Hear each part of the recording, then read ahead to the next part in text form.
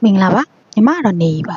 ဒီနေ့တင်ဆက်ပေးသွားမှာတော့အိုဒယ်လာ2025မှာထွက်ရှိလာတဲ့ကလားတရေကားလေးပဲဖြစ်ပြီးမိမဖြစ်သူရဲ့လက်ထဲမှာပဲအသက်ခံလိုက်ရတဲ့မရင်းကောင်ကသူ့ရဲ့တေးပြီးသားအလောင်းကိုပဲရွာသားတွေကမငြင်းညံ့အောင်လုပ်ခဲ့တာမို့လို့ရွာသားတွေကိုလက်စားချေဖို့အတွက်နတ်ဆိုးအဖြစ်ပြန်လဲရောက်ရှိလာတာကိုကြည့်ရှုရမှာပ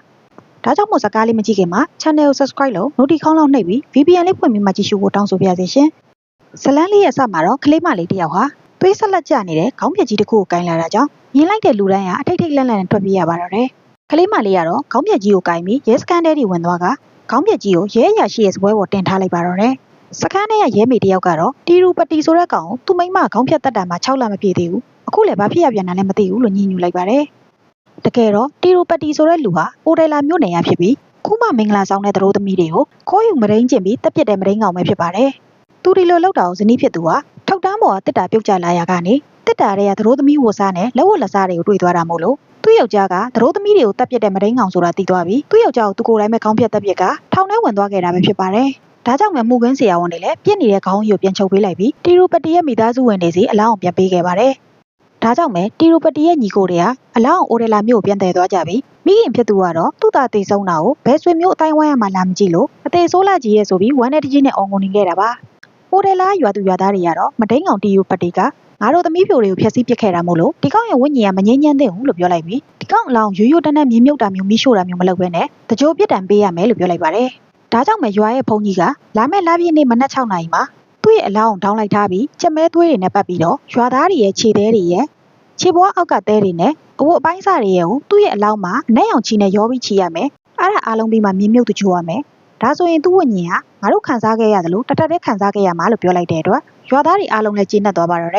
်အဲ့လိုနဲ့သူတို့ရွာထိပ်ကဖះเจ้าနာညောင်မင်းနာမှာပုံမှန်ဆိုရင်ဝက်သိနွားသိကောင်တွေမြုပ်နေကြဖြစ်ပေမဲ့အခုကတော့တီရူပတီရဲ့အလောင်းတချို့ပြစ်ဒဏ်ပေးတဲ့အနေနဲ့အဲ့ဒီနေရာမှာမြုပ်တော့မှာပ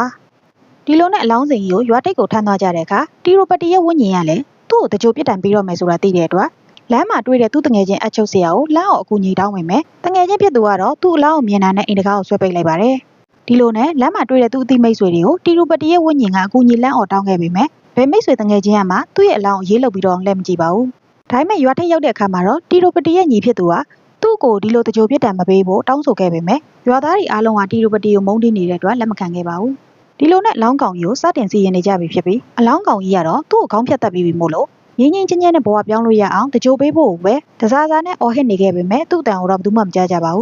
းဒီလိုနဲ့ပဲသူ့ကိုတကြိုပြစ်ဒဏ်ပေးတဲ့အစီရင်ကလည်းပြီးဆုံးသွားခဲ့ပါတယ်တီရူပတီရဲ့အလောင်းကတော့သူ့ကိုကောင်းကောင်းမွန်မွန်မတကြိုပေးပဲဒီလိုအပြစ်ဒဏ်ပေးလိုက်တဲ့အတွက်သူ့အခုလိုလှုပ်သွားတဲ့ရွာသူရွာသားတွေအားလုံးကိုတယောက်မှခွင့်မလွတ်ဘူးလို့ပြောလိုက်ပြီးမင်းတို့တွေရဲ့မင်္ဂလာဆောင်ကအတုပအခမ်းအနားဖြစ်ပြောင်းသွားစေရမယ်လို့ကြုံဝါလိုက်ကမင်းတို့ကိုးကွယ်တဲ့နတ်တွေရတော့မင်းတို့လုံးဝစိတ်မကယ်နိုင်စေရဘူးဆိုပြီးကြုံဝါနေခဲ့ပါတယ်အဲ့လိုနဲ့6လကြာပြီးတဲ့နောက်မှာတော့အိုဒယ်လာရွာသားတွေဟာတီရူပတီမရှိတော့ဘူးဆိုတော့သူတို့ရွာလေးအေးချမ်းသွားပြီဆိုပြီးပထမဆုံးအနေနဲ့မင်္ဂလာပွဲတစ်ခုကိုပျော်ပျော်ရွှင်ရွှင်ကျင်းပနေကြပါတယ်အဲ့လိုနဲ့ညရောက်တဲ့အခါမှာတော့ရွာသားတချို့ဟာတီရူပတီကိုမြုပ်နှံထားတဲ့ရွာထိပ်ကညောင်မင်းအောက်မှာအရက်ထိုင်တောက်နေကြတာဖြစ်ပြီးဒီချိန်မှာပဲဆိုင်ကယ်နဲ့ဖြတ်သွားတဲ့ဘုန်းကြီးကလည်းသူတို့ထိုင်တောက်နေတာကိုတွေ့တာမို့လို့ဒီချိန်ဒီလိုနေရာမှာထိုင်တောက်နေရလားဆိုပြီးအရက်ဝိုင်းနဲ့ဝင်လာပါတော့တယ်အရက်ဝိုင်းနဲ့လူငယ်တယောက်ကတော့မင်္ဂလာဆောင်တဲ့သရိုးသမီးလေးကိုသူငငယ်လေးကချစ်ခဲ့ရတဲ့အကြောင်းနဲ့သူအားလုံးအနစ်နာခံချစ်ပြီးတော့မှအခုတော့သူများလက်ထဲပါသွားပြီဆိုပြီးယူကျုံမရဖြစ်နေခဲ့တာပါဒါကြောင့်မဲ့နောက်ရွာသားတယောက်ကမင်းဇလန်းတွဲတွေကြည်ဘူးလားလို့မေးလိုက်ပြီးဇလန်းထဲမှာဆိုရင်လိုချင်တဲ့မိန်းကလေးကိုမရင်းချစ်မိမှာတေသွားတဲ့အလောင်းကောင်ကလောက်တာဆိုပြီးအလောင်းကောင်တီရူပတီကိုလွှဲချလိုက်မယ်လို့ပြောလိုက်တာကြောင့်ဘုန်းကြီးကလည်းမင်းတို့မူးမိတာနဲ့ပဲဒီလိုစကားမျိုးပြောရလားလို့ပြောလိုက်ပြီးမင်းတို့လိုပါဇက်စည်းကမ်းမရှိတဲ့ကောင်တွေနဲ့စကားမပြောချင်တော့ဘူးလို့ပြောလိုက်ကနေရာကနေထထွက်လာပါတော့တယ်အဲ့လိုနဲ့ဆိုင်ကယ်နဲ့ပြန်မိုးလုံနေတဲ့ဘုန်းကြီးကရုတ်တရက်ကြီးသေးပေါက်ချင်လာတာကြောင့်အနီးနားမှာစီးသွားဖို့လုံနေတော့မှာပဲတီရူပတီရဲ့ဝိညာဉ်ကသူ့ရဲ့အလောင်းရှိရဘက်ကိုဘုန်းကြီးကိုရအောင်ဆွဲခေါ်လိုက်ပါတော့တယ်အဲ့ဒါကြောင့်ပဲဘုန်းကြီးကတီရူပတီကိုမြုပ်ထားတဲ့နေရာမှာပဲစီးသွားလိုက်ပြီးစီးသွားပြီးတဲ့အခါနားမှာရှိတဲ့ချီးပုံတက်နေမိတာမို့လို့ဖက်နှက်ချွတ်လိုက်တာနဲ့တပြိုင်နက်စူးတွေရှိတဲ့တကိုင်းကြောက်တကူတက်နေမိလိုက်ပါတော့တယ်ဒါကြောင့်ပဲစူးပါတဲ့တကိုင်းကြောက်ကြီးကိုခြေထောက်ကနေဆွဲပြုတ်လိုက်တဲ့အခါသွေးဆက်တည်းမြေပုံပေါ်ကျသွားပြီးမြေပုံအောက်မှာရှိတဲ့တီရူပတီရဲ့အလောင်းကောင်ကိုအသက်သွင်းပေးလိုက်တယ်လို့ဖြစ်သွားခဲ့ပါတယ်ဒါကြောင့်ပဲတီရူပတီရဲ့ဝိညာဉ်ကဘုန်းကြီးရဲ့ခန္ဓာကိုယ်ထဲဝင်ပူးသွားပြီးချက်ချင်းဆိုသလိုပဲဆိုင်ကယ်နဲ့သရိုးသမီးသရိုးသားရှိတဲ့အိမ်ကိုထွက်လာခဲ့လိုက်ပါတော့တယ်သရိုးသမီးရဲ့မိဘတွေကတော့ဘုန်းကြီးကကောင်းကြီးပေးဖို့လာတာလို့ပဲထင်ထားကြပြီးဘုန်းကြီးကိုအသီးရွက်တွေပါယူသွားဖို့ပြောလိုက်ပါသေးတယ်ဘုန်းကြီးကလည်းသရိုးသမီးရဲ့ခေါင်းအောင်ထိခိုက်ရင်မကောင်းဆိုးဝါးတီရူပတီကရမတ်တွေကြီးနေခဲ့ပါတယ်ဘုန်းကြီးချင်းမြောက်ပေးတာခံပြီးတဲ့နောက်မှာတော့သရိုးသမီးနဲ့သရိုးသားဟာအိတ်ခမ်းထဲဝင်ပြီးရင်ခုန်စရာညောက်ဖြတ်တန်းမှုလုပ်နေခဲ့ပါတယ်ဒါပေမဲ့သူတို့ကြည်စဲနေကြတော့မှပဲအပူခံထားရတဲ့ဘုန်းကြီးကအိတ်ခမ်းထဲဝင်လာတာကြောင့်သရိုးသားကနှာဘူးဘုန်းကြီးဆိုပြီးမောင်းထုတ်လိုက်တဲ့အတွက်ဘုန်းကြီးရဲ့သရိုးသားကိုရိုက်နှက်ပစ်လိုက်တာကြောင့်သရိုးသားကနိုင်ရန်နဲ့ခေါင်းနဲ့စောင့်ပြီးတတိလက်သွားပါတော့တယ်ဒါကြောင့်မဲ့သရိုးသမီးလေးက ဟေးဖုန်းကြီးရှင်ပါရီရှောက်လုံနေရလေကျမဖေသိရင်ရှင်းအောင်တတ်လိုက်မယ်နော်လို့ပြောလိုက်တဲ့အတွက်ဖုန်းကြီးကတေးပြီးသားလူကဘာလို့နောက်တစ်ခါသေးမှလဲလို့ပြောလိုက်ပြီးသူ့ရဲ့ပုံစံအစ်စ်မှန်ဖြစ်တဲ့တီရူပတီဝိညာဉ်ကောင်ပြလိုက်ပါတော့တယ်ဒါကြောင့်မဲ့သူတို့သမီးလည်းကြောက်လန့်ပြီးသူ့ကိုဘာမှမလုပ်ဖို့တောင်းပန်ခဲ့ပေမဲ့မကောင်းဆိုးကတော့ကောင်မလေးရဲ့ဘိုက်တွေနဲ့လဲပင်းတွေကိုကုတ်ချစ်ပစ်ခဲ့ပါတယ်ဒီလိုနဲ့ကောင်မလေးကအတင်းထွက်ပြေးဖို့လုပ်နေတဲ့အတွက်မကောင်းဆိုးကကောင်မလေးရဲ့သပင်ကိုဆွဲထားပြီးနောက်ကနေစောင့်ကန်လိုက်တဲ့အခါကောင်မလေးရဲ့သပင်တွေနဲ့အတူဥယျာဉ်ပြားပါကျွတ်ထွက်သွားပါတော့တယ်ဒီလိုနဲ့ပဲဥယျာဉ်ပြားကျွတ်သွားတဲ့သူတို့သမီးကိုမကောင်းဆိုးကအသေးတက်ပစ်လိုက်ပါတော့တယ်အဲ့လိုနဲ့ညာရင်းချင်းမှာပဲဒီကိစ္စကိုတရွာလုံးတည်သွားကြပြီးရဲတွေပါရောက်လာကမတင်ငါစရာဖုန်းကြီးကိုပါဖမ်းခေါ်သွားပါတော့တယ်အဲ့နောက်မှာတော့ဖုန်းကြီးက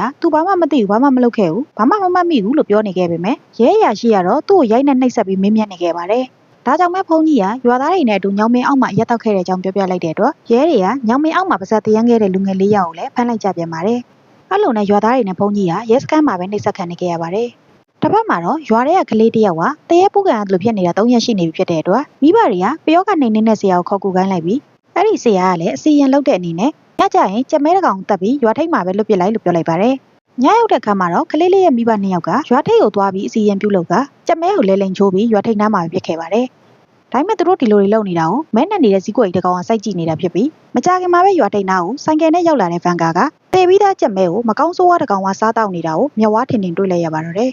မနက်မိုးလင်းတဲ့ခါမှာတော့ဗန်ကာကညကသူတွေးခဲ့ရတဲ့မကောင်းဆိုးဝါးရဲ့အကြောင်းကိုအပအနေနဲ့ဆရာကိုပြောပြလိုက်ပြီးအပအနေနဲ့ဆရာကတော့ဒီရွာမှာထူးဆန်းတာတွေတစ်ခုဖြစ်နေတယ်လို့သုံးသပ်နေခဲ့ပါတယ်ဒီချိန်မှာပဲရွာရဲ့ဥက္ကဋ္ဌကသူ့သားမင်္ဂလာဆောင်မှာမို့လို့လာဖိတ်တာဖြစ်ပြီးအပအနေနဲ့ဆရာကတော့လက်တလောအမှသတို့သမီးနဲ့သတို့သားသိဆုံးထားတဲ့အတွက်အခုလိုအခြေအနေမှမင်္ဂလာမဆောင်သင့်ဘူးလို့ပြောလိုက်ပါတယ်ဒါပေမဲ့မင်္ဂလာဆောင်ဖိတ်တဲ့သူကတော့ခမကြောက်လို့မင်္ဂလာဆောင်မလာဘူးဆိုရင်လည်းကျုပ်တို့ကဘွေးမြူပါဘူးလို့ပြောလိုက်ပြီးအခြားသူတွေကဖိတ်သွားပါသေးတယ်ဒီလိုနဲ့ညရောက်တဲ့အခါမှာတော့တီရူပတီရဲ့ဝိညာဉ်ကသူ့မြေပုံနားမှာရှိတဲ့စပိန်မော်ကိုတက်စီးလိုက်ပြီးအဲ့ဒီစပိန်နဲ့ပဲတရွာလုံးအောင်ပတ်ပြီးတော့မင်းတို့တရွာလုံးကခုချိန်မှာအေးအေးချမ်းချမ်းအိတ်နေနိုင်ကြတယ်ပေါ့လွတ်တော်သမီးကလည်းမင်္ဂလာဆောင်တော့မယ်ဆိုတော့ငါအကြောင်းသိရတာပေါ့လို့ကြုံသွားလိုက်ပါတယ်ဒီလိုနဲ့မနက်လင်းတဲ့အခါမှာတော့တီရူပတီရဲ့အလောင်းမြုပ်ထားတဲ့နေရာကိုသူ့ရဲ့မိသားစုဝင်တွေကရောက်လာကြပြီးအမေဖြစ်သူကသူ့သားလေးတမလွန်ဝါစားတောက်ဖို့အတွက်ထမင်းနဲ့သိုးသားဟင်းကိုမြေပုံပေါ်မှာချပေးလိုက်ပြီးအကိုဖြစ်သူကလည်းကိုးရအောင်ချပေးလိုက်ကညီမဖြစ်သူကတော့အရက်တွေကိုမြေပုံပေါ်လောင်းချပေးလိုက်ပါတယ်သူတို့ဒီလိုကြီးလုပ်နေတာကိုမဲနဲ့နေတဲ့ကြောင်တကောင်ကစပိန်မော်ကနေစိုက်ကြည့်နေတာဖြစ်ပြီးအမေဖြစ်သူကတော့သူ့သားရဲ့စပိန်ကမြေပုံနားမှာရောက်နေတဲ့အတွက်အငယ်ကောင်ကမူးမူးယူးယူးနဲ့ကြံခဲ့တာမှတ်လားလို့ပြောလိုက်ကစူပူနေခဲ့ပါတယ်အဲ့လိုနဲ့မိသားစုဝင်တွေလည်းညနေဆောင်နေပြီဖြစ်တဲ့အတွက်အကုန်လုံးအိမ်ပြန်သွားကြပြီးအငယ်ကောင်ကလည်းသူ့စပိန်ကိုပြန်ယူသွားပါတော့တယ်သူတို့ပြန်သွားပြီးတဲ့နောက်မှာတော့တီရူပတီရဲ့ဝိညာဉ်ကောင်ကသူ့ကိုလာကြွေးရတဲ့မြေပုံပေါ်ကထမင်းဟင်းတွေကိုစားတောက်ပါတော့တယ်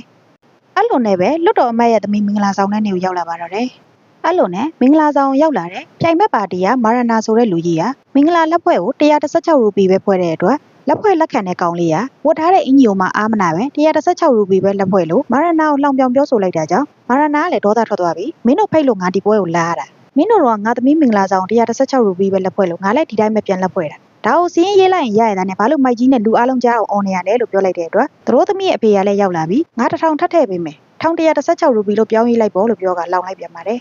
်ဒါပေမဲ့သူတို့သမီးရဲ့အဖေကမာရနာကိုမင်းတို့ရဲ့ပါတီကဘာဖြစ်တယ်ညာဖြစ်တယ်နဲ့ခဏခဏပြောဆိုနေတဲ့အတွက်မာရနာကလည်းမင်းတို့ဖိတ်လို့ငါလာရတာဘာဖြစ်လို့ငါပါတီကိုမကောင်းပြောနေရလဲလို့ပြောလိုက်ပြီးမင်းလိုမျိုး9နှစ်အတွင်းမှာပါတီတွေအမျိုးမျိုးကိုကူးပြီးတာကူးလုပ်နေတယ်ထင်လို့လားလို့မေးလိုက်ကငါပါတီမှာလုပ်နေတာနှစ်ပေါင်း40တောင်ရှိနေပြီလို့ပြောလိုက်ပြီးငါပါတီကိုလာစော်ကားရင်မင်းရဲ့ကလေးစားတွေကိုပါဆွဲထုတ်ပစ်မယ်လို့ပြောလိုက်ပြီးတော့မင်းရဲ့သမီးကလည်း9နှစ်တစ်ကြိမ်သူတို့သားပြောင်းနေရမှာလို့ပြောလိုက်ပါတယ်ဒါကြောင့်ပဲသူတို့သမီးရဲ့အဖေကလည်းဒေါသထွက်သွားပြီးငါသမီးရဲ့မင်္ဂလာဆောင်ကိုလာတောင်းကျမ်းရတာလားလို့မေးလိုက်ကမင်းရဲ့သမီးမင်္ဂလာဆောင်တဲ့နေ့မှာတည်ရတာကတီရူပတီရဲ့အလောင်းကောင်ကမဒိန်းကျင်ပြီးတက်သွားလို့ပဲလို့ပြောလိုက်ပါတယ်ဒါကြောင့်မာရနာလည်းဒေါသထွက်နဲ့မင်းရဲ့သမီးမင်္ဂလာဆောင်ကငါသမီးရဲ့မင်္ဂလာဆောင်နဲ့အဖြစ်ဆိုးသွားလိမ့်မယ်လို့ပြောလိုက်ပါတယ်အဲ့လိုနဲ့မင်္ဂလာပွဲကနေဒေါသထွက်နဲ့ပြန်လာတဲ့မာရနာဟာအပြန်လမ်းမှာတည်းမမိုးချုပ်သွားပြီးရွာထိပ်ရောက်တဲ့အခါမှာတော့သေစင်ပေါက်ဖို့လုပ်ခဲ့ပါတယ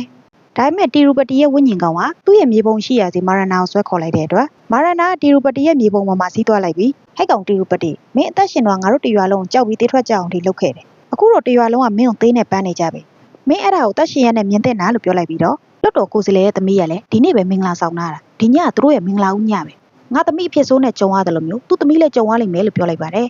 ဒီလိုပြောပြီးချင်းမှာပဲမြေပုံနားမှာရှိတဲ့စူးကျွန်ရှိတဲ့တကိုင်းကြောင်နင်းမိသွားပြီးခြေထောက်ကထွက်လာတဲ့သွေးဆက်တွေကမြေပုံပေါ်ကိုကျသွားကတီရူပတီရဲ့ဝိညာဉ်ကိုနှိုးထစေခဲ့ပြန်ပြီးဝိညာဉ်ကောင်ကမာရနာရဲ့ကိုယ်ထဲကိုပူးသွားခဲ့ပြန်ပါတယ်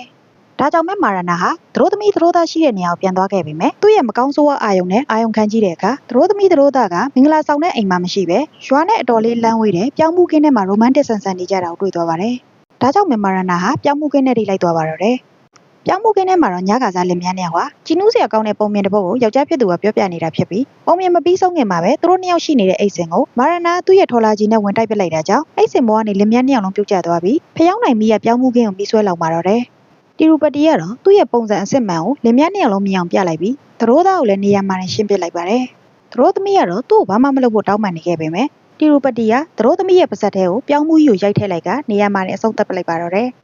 အဲ့လိုနဲ့မနက်လင်းတဲ့အခါမှာတော့ဒီအဖြစ်ဆိုးကိုရွာသူရွာသားတွေအလုံးတွေ့သွားကြပြီးအခင်းဖြစ်တဲ့နေရာကိုရဲတွေလည်းရောက်လာခဲ့ပါတယ်အဲ့နောက်မှာတော့ရွာသားတွေကတန်တရားရှိတယ်လို့ယူဆရတဲ့ဖုန်းကြီးနဲ့မာရနာကိုတပ်ပင်မှာကျိုးနဲ့ပဲတုတ်ထားလိုက်ပြီးသရိုးသမီးရဲ့အဖေကတော့မာရနာကိုရိုက်နှက်နှိပ်စက်နေခဲ့ပါတယ်ဒါပေမဲ့တာဝန်ကျတဲ့ရဲကတော့အပြစ်သားနှစ်ယောက်ကိုသူတို့လက်ထဲပဲထည့်ပေးဖို့ပြောလိုက်ပေမဲ့သရိုးသမီးရဲ့အဖေကအရင်တော့အမှုမှာလည်းခမရတို့ကမှန်အောင်မဖော်နိုင်ဘူးလို့ပြောလိုက်ပြီးတရားခံနှစ်ယောက်ကိုထည့်မပေးနိုင်ဘူးလို့ညှင်းလိုက်ပါတယ်သရိုးသမီးရဲ့အမေကတော့ကျမသမီးလေးကရှင်းရဲ့ပေါင်းပေါ်မှာပဲကြီးပြင်းလာခဲ့ပြီးရှင်းကိုပဲဦးလေးလို့ခေါ်ခဲ့တာဒါကိုရှင်းကဘလို့စိတ်နဲ့များမိရှို့တက်ခဲ့ရတာလဲလို့မိလိုက်တဲ့အတွက်မာရနာကလည်းငါတို့ကြားမှာဘလောက်ပဲနိုင်ငံရေးပြဿနာတွေရှိငါသမီးလို့သဘောထားတဲ့လူတယောက်ကိုငါဘလို့လုပ်ပြီးဒီလိုရဲဆက်ဆက်တတ်မှာလဲလို့ပြောလိုက်ပါတယ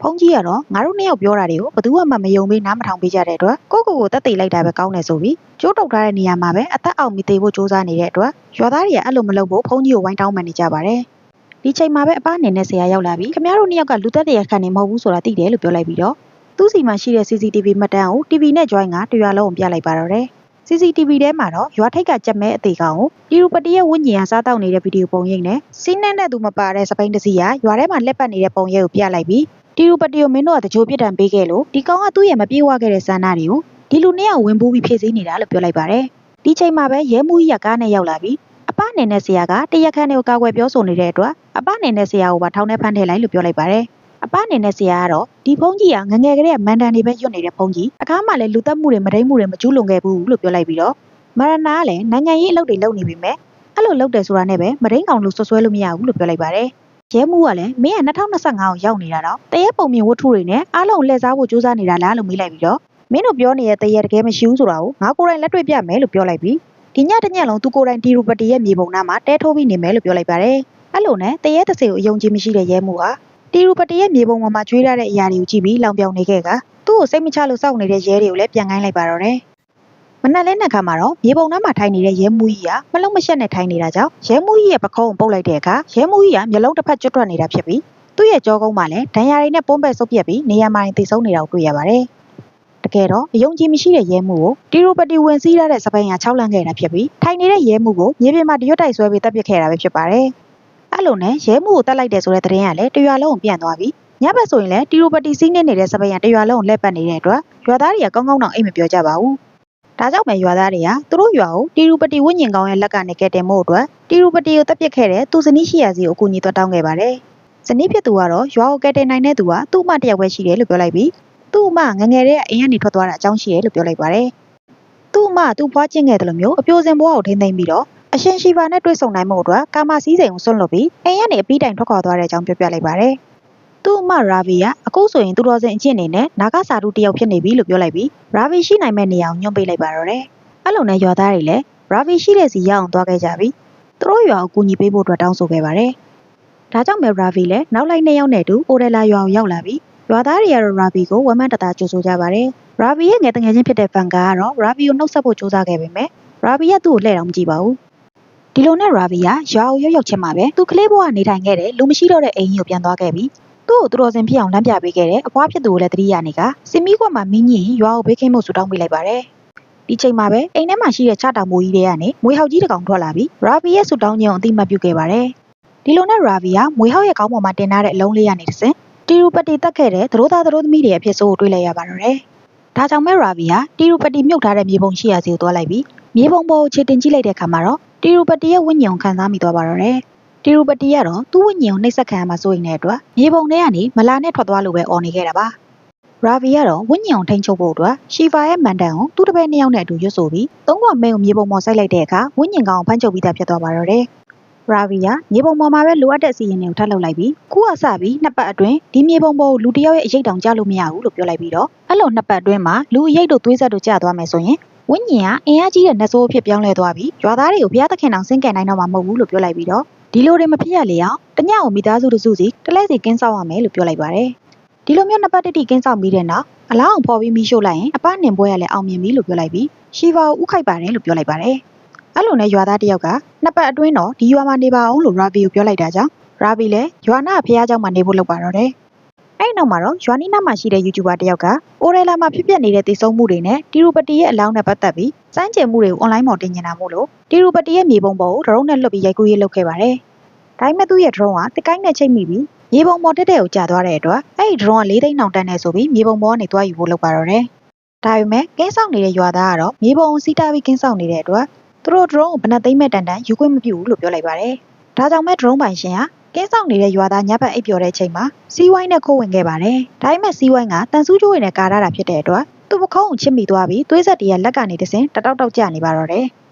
drone ပိုင်ရှင်ကမြေပုံပေါ် drone ကိုယူလိုက်တဲ့အခါမှာတော့သူ့လက်ကစီးကျလာတဲ့သွေးတွေကမြေပုံပေါ်ကျသွားပြီးတီရူပတီရဲ့ဝိညာဉ်ကလည်း drone ပိုင်ရှင်ရဲ့ကိုယ်ထဲကိုစီးသွားပါတော့တယ်။ဒါကြောင့်မဲ့တီရူပတီကရာဗီရှိတဲ့ဖះเจ้าကိုလိုက်သွားကြည့်တဲ့အခါဆွဲဆောင်မှုရှိတဲ့ရာဗီရဲ့ခန္ဓာကိုယ်ချိုးစားကိုတွေ့သွားပြီးဒီလိုမိမမျိုးရှိနေတာကိုမသိပဲငါတခြားမိမတွေကိုပဲစိတ်ဝင်စားနေမိတယ်လို့ပြောလိုက်ပြီးတော့ရာဗီရှိရာစီသွားဖို့လုပ်ခဲ့ပေမဲ့ဖះเจ้าရဲ့အဝမှာပဲမိုးယောက်ကြီးတစ်ကောင်ထွက်လာပြီးတီရူပတီကိုတားဆီးပါတော့တယ်။ဒါကြောင့်မဲ့တီရူပတီကသူ့ရဲ့စီးတော်ရင်စပိန်နဲ့ထွက်ပြေးတာမို့လို့မွေဟောက်ကြီးကလည်းစပိန်နောက်ကိုတောက်လျှောက်လိုက်ပြီးတိုက်ခိုက်ခဲ့ပြန်ပါတယ်။တိုက်ခိုက်ပြီးတဲ့နောက်မှာတော့မွေဟောက်ကြီးကအိုရဲလာဆိုတဲ့ရွာရဲ့ဆိုင်းဘုတ်ပေါ်တက်သွားပြီးနာဂစာတုဖြစ်တဲ့ရာဗီကလည်းအဲ့ဒီနေရာကိုရောက်လာပါတော့တယ်။တီရူပတီကတော့ရွာကိုဖျက်ဆီးပစ်မယ်ဆိုတဲ့အကြောင်းကြုံဝနေခဲ့တာဖြစ်ပြီ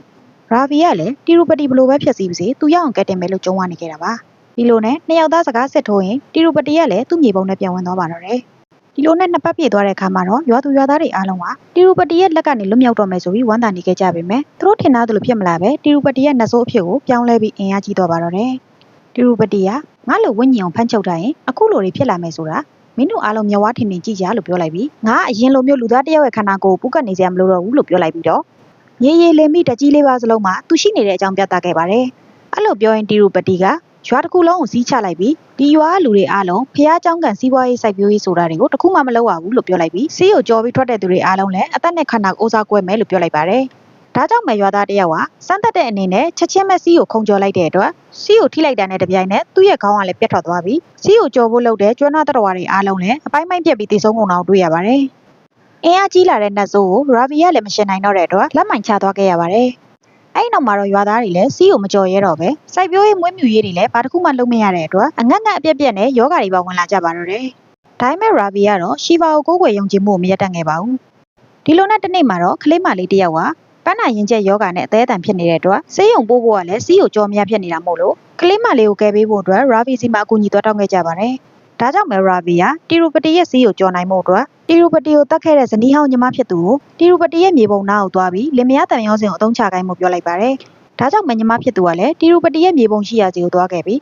းသူ့ယောက်ျားကိုတတ်ခဲ့မိလို့နောင်နာရတဲ့အကြောင်းငိုယိုပြီးပြောဆိုနေပါတော့တယ်။ဒီလိုတွေပြောဆိုနေတဲ့အချိန်မှာရာဗီကတော့လော့စပီကာကနေတဆင်ရှီဗာရဲ့မန်တန်ကိုယူဆိုနေခဲ့တာပါ။ဒါကြောင့်မဲအတန်ချက်ဆက်အတန်အောင်ကြားနေရတဲ့နတ်ဆိုးဟာအင်အားရော့ကျသွားပြီးအဲ့လိုအင်အားရော့ကျနေတဲ့အချိန်မှာစီးကိုကြော်ပြီးကလေးလေးကိုဆေးရုံပို့ဖို့ကြိုးစားကြတာပါ။ဒါပေမဲ့ကန်ဆိုးကျင်တော့ရုတ်တရက်ကြီးတဲမုံနိုင်လာတဲ့အတွက်လျှက်စစ်ဌာနကနေမိလိုက်အောင်ဖျက်ချပစ်လိုက်တာကြောင့်အသက်ချက်ဆက်နေထုတ်လွှင့်နေတဲ့အတန်ကလည်းရက်သွားပြီးရွာသားတွေစီးကြော်ဖို့လုပ်နေတာကိုလည်းတီရူပတီရဲ့သိသွားပါတော့တယ်။ဒါကြောင့်မဲတီရူပတီကသူ့ကိုလှည့်စားတဲ့ဇနီးဖြစ်သူကိုဒေါသထွက်သွားပြီးစေကူတာဖို့လုပ်နေတဲ့ကလေးမလေးရဲ့ခန္ဓာကိုယ်ထဲဝင်စီးလိုက်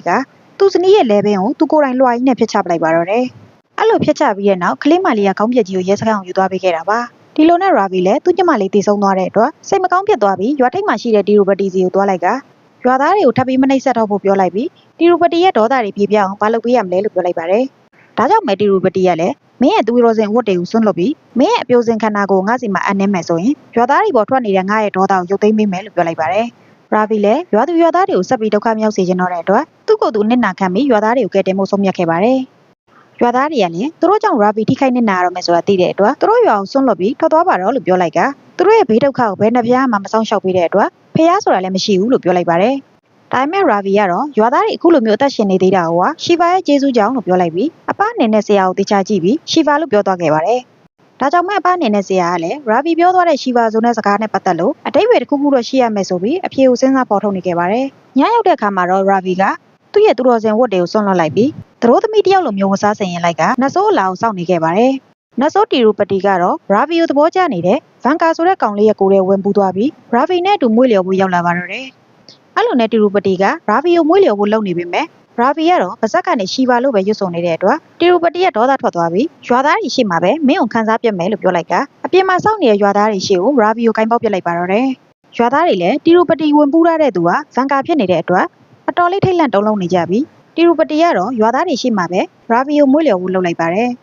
ဒါပေမဲ့ရာဗီရဲ့ပါဇက်ကရှီပါလို့ပဲရေရွတ်နေတဲ့အတွက်တီရူပတိရဲ့ဒေါသထွက်သွားပြီးရာဗီရဲ့ခေါင်းကိုမီးတုပ်ကြီးနဲ့ရိုက်ချပလိုက်ပါတော့တယ်ဒါပေမဲ့ရာဗီကရှီပါလို့ပဲရွတ်ဆိုနေတဲ့အတွက်တီရူပတိကလည်းရာဗီကိုဂိုင်းပေါက်နှိပ်စက်နေခဲ့ပါတယ်တစ်ဖက်မှာလည်းအပနင်စရာကရှီဖာဆိုတဲ့နာမည်နဲ့ပတ်သက်လို့အတိတ်ပဲဖွင့်ဆိုခဲ့တာဖြစ်ပြီးတီရူပတိရဲ့မြုပ်ထားတဲ့အလောင်းကိုတော့ဖော်နေခဲ့တာပါ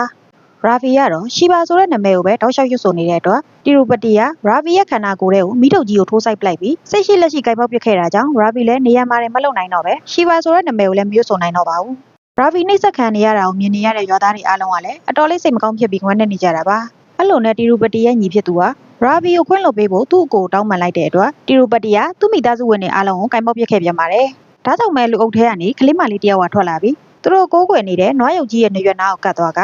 တနာစရာကောင်းတဲ့အမရာဗီကိုကယ်ပေးဖို့ပြောလိုက်ပြီးအခုမှမကယ်ပေးနိုင်ရင်နောက်လဲဘယ်တော့မှမလာနဲ့လို့ပြောလိုက်ပါတယ်ဒီစကားကြောင့်ပဲနွားရုပ်ကြီးရဲ့အသက်ဝင်သွားပြီးရာဗီကိုအသက်ထွက်ပေးသွင်းခဲ့ပါတယ်ဒါကြောင့်ပဲငြိမ်သက်နေတဲ့ရာဗီကသတိပြန်ရလာပြီးရှီဗာလို့ရွတ်ဆိုလိုက်တဲ့အခါမှာတော့ရှီဗာဆိုတဲ့နဗီယာကသူတို့အားလုံးရဲ့ရှေ့ကိုရောက်လာပြီးသုံးဘွားမင်းကြီးကိုရာဗီကိုအနှင်းခဲ့ပါတယ်ဒါပေမဲ့ရှီဗာကိုမြင်တွေ့ရသူကတော့ရာဗီတယောက်တည်းပါတစ်ဖက်မှာလည်းတီရူပတိရဲ့အလောင်းကိုတူးဖော်ပြီးဖြစ်တဲ့အပနင်စရာကအလောင်းကိုမိရှို့နေခဲ့တာဖြစ်ပြီးရာဗီကလည်းသူရထားတဲ့သုံးဘွားမင်းကြီးနဲ့တီရူပတိကိုတိုက်ခိုက်လိုက်တာကြောင့်တီရူပတိကလည်းမိဘုံထဲကိုပြုတ်ကျသွားပြီးနေရာမှာမဲ့တီရူပတိနဲ့စိုးကောင်ကဇက်သိမ်းသွားပါတော့တယ်တီရူပတိတေဆုံးသွားခဲ့ပေမဲ့အပူခံရတဲ့ဗန်ကာကတော့ဘာမှမဖြစ်ခဲ့ပါဘူးဒါကြောင့်မဲ့အိုရဲလာရွာလေးကလည်းတီရူပတိနဲ့ဆိုးရဲ့ရန်ကလွတ်မြောက်သွားပြီးပျော်ပျော်ရွှင်ရွှင်နေထိုင်သွားကြပါတော့တယ်